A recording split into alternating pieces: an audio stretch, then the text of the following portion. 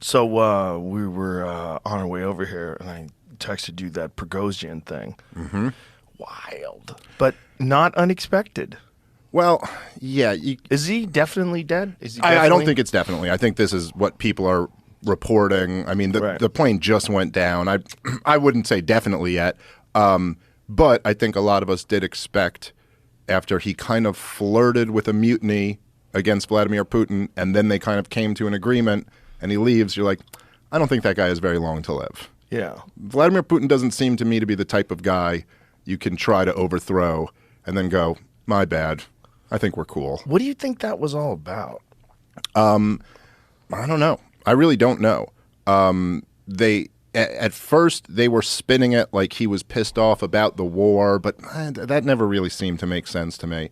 I think some type of power struggle, and he kind of went for it in a pretty major way, started like destroying equipment and moving his forces toward Moscow, and then they reached some agreement and they backed off. And now a plane went down. So we'll see. We'll see. Yeah, if I was him, I wouldn't be going anywhere by plane.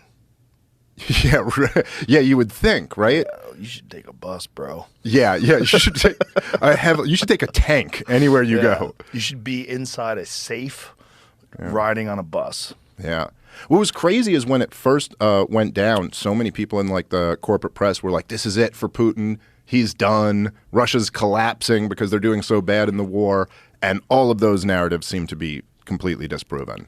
Well, what's scary is what happens if Ukraine runs out of troops. That's what's terrifying. Is like, how many more soldiers do they have left? How many more people can they force to fight that war?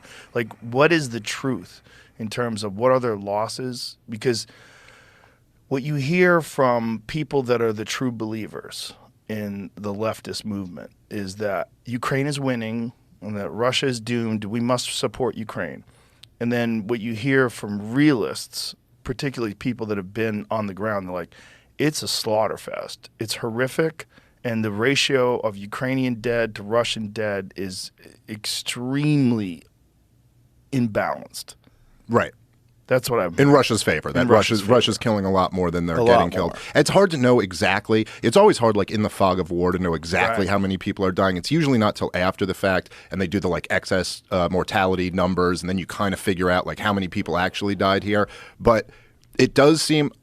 I think there's no question that Ukraine is doing better than would have been expected.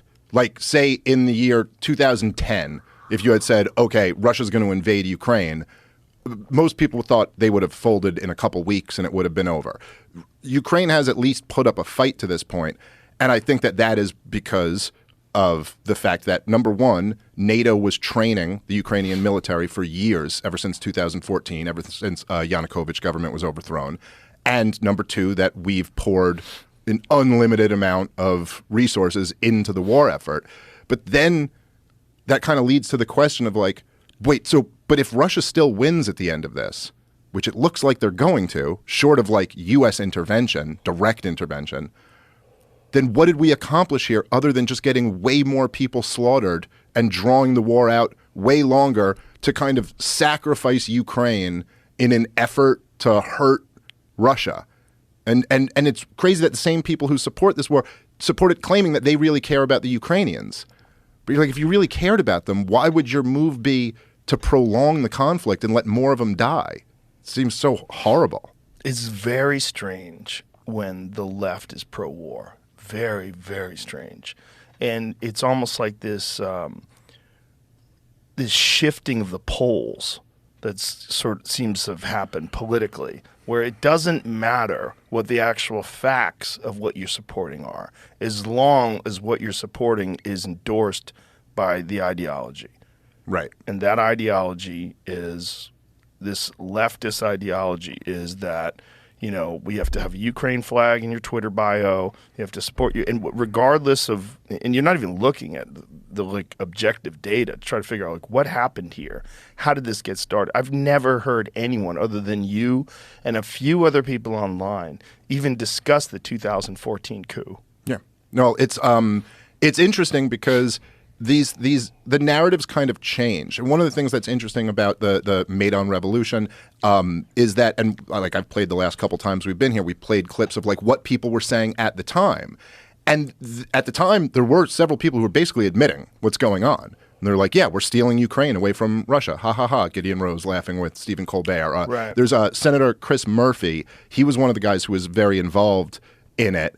And he went to Ukraine several times during when the revolution was first starting. And but he was kind of the young guy. Like it was him and John McCain and Victoria Nuland, and then Chris Murphy was kind of this younger senator. And he just said the quiet part out loud on a C-SPAN interview back then, where he goes, oh yeah, it was American policy that overthrew Yanukovych. That was our policy that led to him. Without us, he wouldn't have been overthrown. And so but now it's like they would admit it then. But now when you talk about it, they're like, oh, no, that's not helpful to the narrative. So don't mention that we were involved in overthrowing a government that was more pro-Russian and putting in a government that was more pro-West, because that complicates this thing. It reminds me of like there were these pieces in the 90s where there was like mainstream media outlets covering the dynamic of Al-Qaeda and terrorism in the Middle East. And they would just like bluntly just say like, oh, they hate us because of our military presence in the Middle East. That's his grievance with us. Just like, that's the news. That's why bin Laden hates us. No one was going, they hate us because we're free, because that just hadn't been said yet, right. And that wasn't until after 9/11. But then after 9/11, it was they hate us for our freedom. And now if you were to make the point that they hate us for our foreign policy, it's like, well, where did you get that from? Just only a few years ago. You were openly talking about it.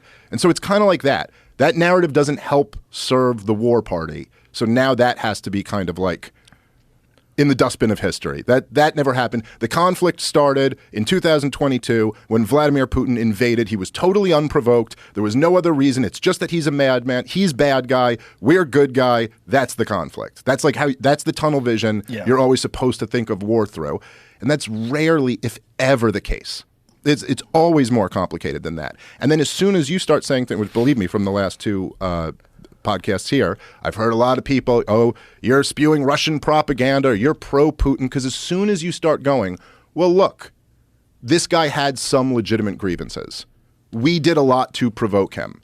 And that all of a sudden means you're like on their side. Because you're no longer, we're good guys, he's bad guys. I'm like, no, actually, there's a lot of bad guys involved in this conflict.